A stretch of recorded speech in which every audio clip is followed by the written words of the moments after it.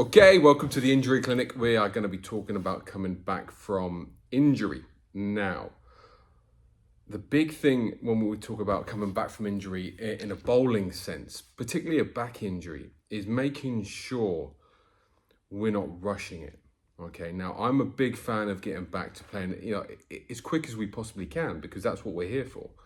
But what we tend to see is people rushing the stage of bowling conditioning when we're doing the drills to actually bowling in a game or a net situation.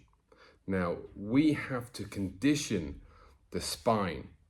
Okay, if we look at the spine, it's a very complex bit of kit.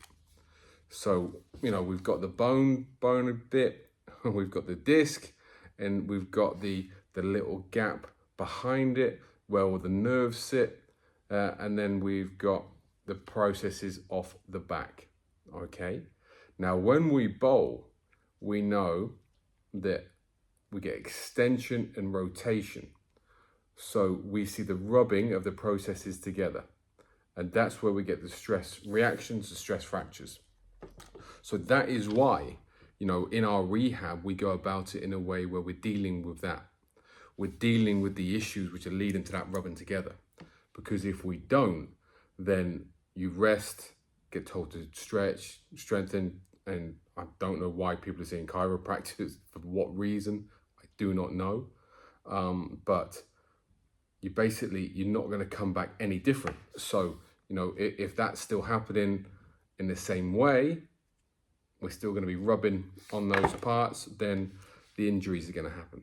They're going to come back. And that's why this whole cycle that we speak about, we've got to improve. So, part of it is making sure the whole spine is sitting exactly where it needs to.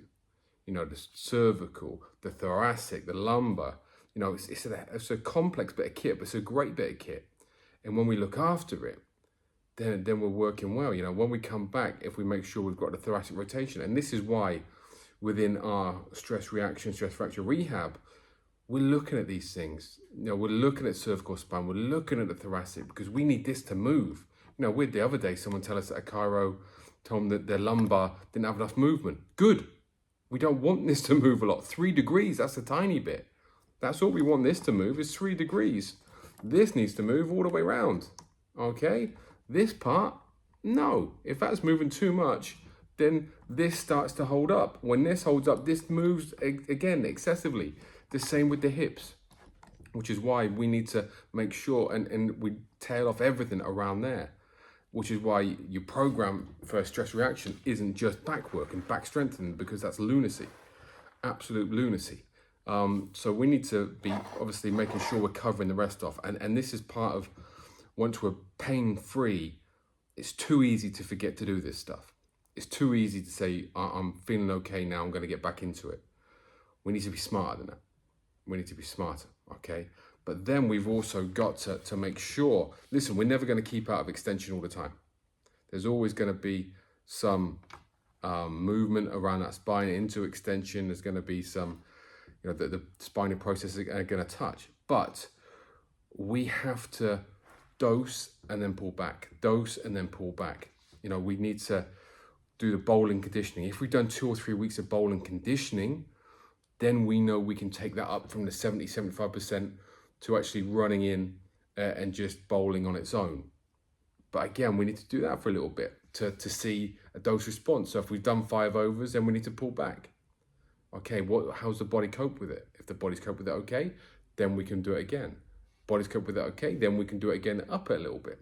But remember, when we talk about up it, we're not talking about all effort, because bowling's about efficiency, so we're always going to keep going through. And the thing is, if we try and jump a few stages and go straight into a game, then naturally the competitive instinct comes in, and that's where we start to lose the action a bit. And then when we lose the action is when we're doing that excessive lateral flexion, and that is when the issues arise. So it's so crucial that we layer this to make sure we're ready. And it's too tempting to go straight back into a game, particularly for youngsters. So just have that little bit more patience. And when we've covered everything off, we've covered the training off, we know you're in a good spot, we know the hips are moving, we know the thoracic's moving, we know we've loaded you in bowling conditioning, We know the action's looking safer. So then we get the nets, then we get the competitive nets. So we know you're bowling against the batter in that competition, juices are flowing, and we're keeping the action where we need it to be. We need to do 2 to 3 weeks of that. Then we go into a game. Okay, then we go into a game, but again, under protocols. So 4 overs, 6 overs, 8 overs, whatever it is. And that is as much to let the body get used to you bowling again as much as the actual injury. Okay, that is the big thing. You know, is with any injury, we never go straight back into 30 overs or something like that. But that's why it's important we don't miss out any steps along the road, because if we do, we're going to put ourselves into trouble. And it's something I see too much of just blindly, I'm out of pain now, so I must be okay. No. Okay, we need, you know, back injuries, you know, back care for fast bowlers is an all the time thing. We can't be so naive to think we're out of pain now, so we're okay. This is an all the time thing that we need to be on top of. So we dose those net sessions, we get into the game, we dose that as well, and we go and then we pull back, we go and then we pull back. That's the nature of the beast. It's never just go, go, go, go, go, go, go. We've got to be smart. And then we've got to change training. You know, we cannot be, we cannot just be going bowl, bowl, bowl, bowl, train, train, train. And with training, we can't be doing bowling conditioning and then doing nets and then bowling in a game. We have to give and take. Crucial. So, you know, you might be in a stage where you're back playing and you might be at 15 or 20 match overs. And so we won't be doing bowling conditioning, but we dose the bowling action with the work we do with the warm-up. Okay. So pretty quick video, but hopefully this explains the whole mapping out of getting you from pain-free to actually bulletproof in the spine, getting back to bowling.